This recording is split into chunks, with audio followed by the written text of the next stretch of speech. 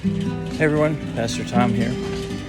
You know, much of our life is spent as a consumer. We buy things that we like, that we need. It's the right type, the right length, the right taste. And that's perfectly understandable because that's just the way it is. That's the way you do life. But it's not the way that you do a relationship with God where we approach God as a consumer. That's not how we should approach God. We should approach God as a worshiper, as one who just feels privileged to be in His presence. Sometimes we even come to church that way as a consumer.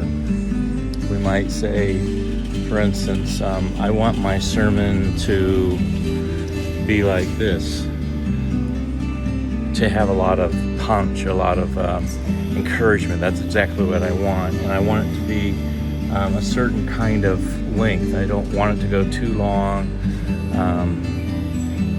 or we might say, I want my message to be like this. I want it to be really just something that's really going to make me think about a certain topic that I'm struggling with, or I want to be encouraged when I come to church, and so this is what I'm looking for. And sometimes we leave church kind of saying, well, it's not exactly what I needed, or not exactly what I was hoping for.